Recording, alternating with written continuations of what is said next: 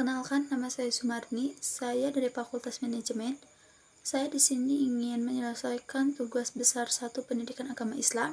Saya di sini mau menjelaskan tentang Al-Quran, pengertian Al-Quran, karakteristik Al-Quran, sejarah turunnya Al-Quran, isi kandungan Al-Quran, hikmah diturunkannya Al-Quran.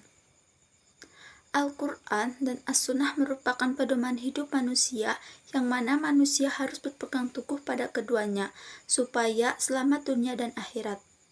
Al-Quran sebagai pembina manusia guna mampu menjalankan fungsinya sebagai hamba Allah dan khalifah di muka bumi ini. Manusia yang dibina adalah makhluk yang memiliki unsur-unsur jasmani dan akal juga jiwa. Pembinaan akal menghasilkan ilmu, pembinaan jiwa menghasilkan kesucian dan etika, sedangkan pembinaan jasmani menghasilkan keterampilan. Dengan pembinaan tersebut akan tercipta makhluk yang seimbang dalam hal dunia maupun akhirat, ilmu dan iman. Al-Quran adalah kitab suci agama Islam.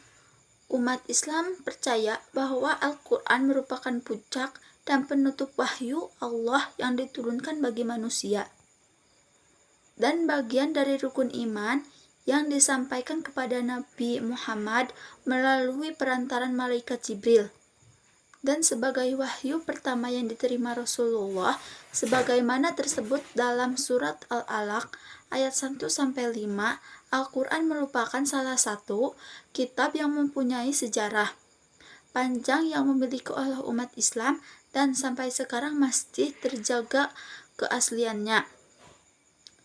Al-Quran dalam mengumpulkan mempunyai 2 tahap, yaitu tahap pertama mengumpulkan Nabi, tahap kedua dalam arti penulisan Al-Quran. Hal ini dinamakan penghafalan dan pembukaan Al-Quran.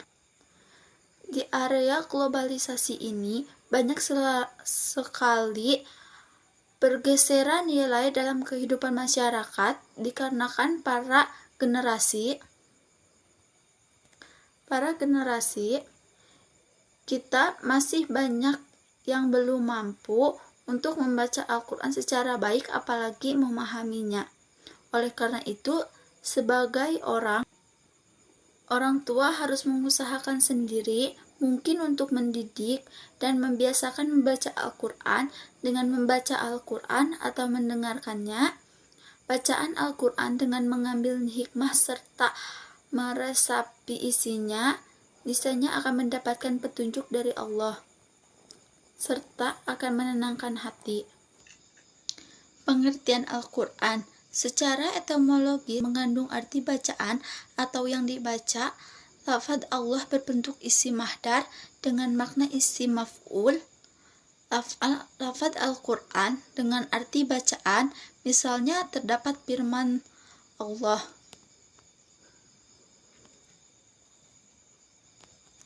Al-Qiyamah ayat 16.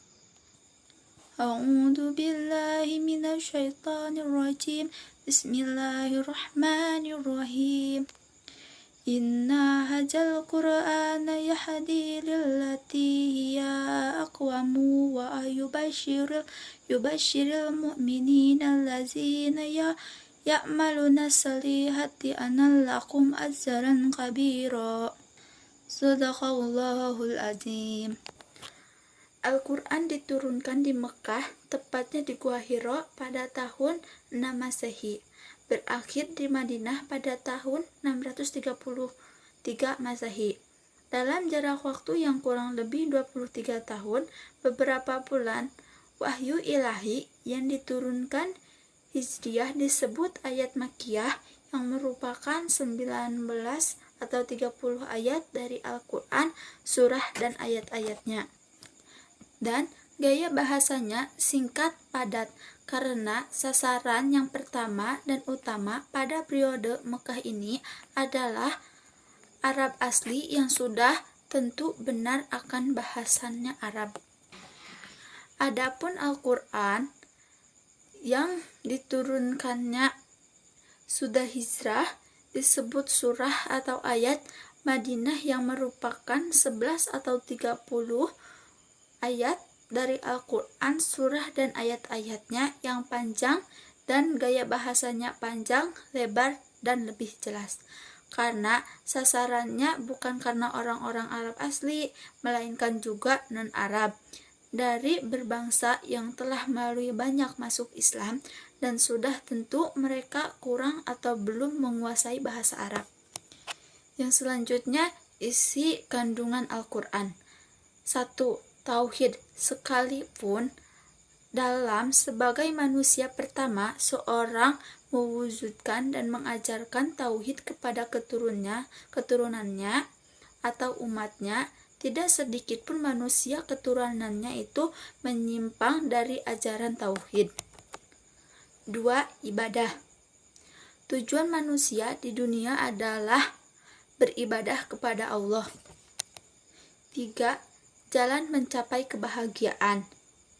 Harus berjalan lurus yang diridhoi Allah dengan cara menghayati dan mematuhi aturan agama yang sudah ditetapkan oleh Allah dan Rasul-Nya. 4. Cerita atau sejarah umat manusia sebelum Nabi Muhammad. Di dalam Al-Quran terdapat cerita tentang peranan Nabi dan Rasul berserta umatnya masing-masing. Yang selanjutnya, hikmah penurunannya Al-Quran ke Lauhil Mahfuz antara lain yaitu: yang pertama, kembali kepada hikmahnya yang umumnya berkaitan dengan wujud Lauhil Mahfuz itu sendiri, bahwa ia merupakan catatan yang menyeluruhi segala ketentuan Allah baik yang telah dan terjadi di dalam mauzud. Yang kedua, mengimani Lauhil Mahfuz berikut yang tercatat di sana akan berpengaruh positif konsistensi seorang mukmin untuk selalu berusaha ke arah yang baik. Karakteristik Al-Quran. Lafaz. Yang pertama, lafaz dan maknanya datang dari Allah dan disampaikan kepada Nabi Muhammad melalui malaikat Jibril dengan jalannya wahyu. Kedua, bahwa Al-Quran diturunkannya dengan lafaz dan gaya bahasa Arab. Az-Zukhruf ayat 3. A'udzu billahi minasyaitonir rajim. Inna ja'alnahum Qur'ana Arabiyyan la'allakum ta'qilun. Shadaqallahul azim. Sesungguhnya menjadikan Al-Quran dalam bahasa Arab supaya kamu memahaminya. Yang selanjutnya, bahwa Al-Quran disampaikan diterima dengan jalur tawatur yang menimbulkan keyakinan dan kepastian tentang kebenarannya. Al-Hijr ayat 9. A'udzu billahi minasyaitonir rajim. Bismillahirrahmanirrahim. Inna nahnu nazzalna dzikra wa inna lahu lahafizun. Hikmah diturunkannya Al-Quran. Al-Quran diturunkan oleh Allah dengan 3 tahap. Pertama ke Lauhil Mahfuz, kedua ke Baitul Izz, dan ketiga atau terakhir ke bumi. Mengenai bagaimana cara dan kapan penurunan Al-Quran, pada tahap pertama tidak ada yang mengetahui kecuali Allah, dan yang diberi ilmu dan diberikan oleh ilmu kegaiban kepadanya. Pada tahapan pertama, Al-Quran diturunkan sekaligus atau tidak terpisahkan. Al-Quran diturunkan dalam waktu 1 malam, bukan dalam sejumlah malam. Kata Lailatun, baik, dan ad-duhan maupun dalam Al-Qadar sangat menunjukkan arti demikian, yakni Al-Quran turun pada 1 malam Padahal Al-Quran turun kepada Nabi bukan dalam satu malam, tetapi pada 22 tahun, 2 bulan, 22 hari.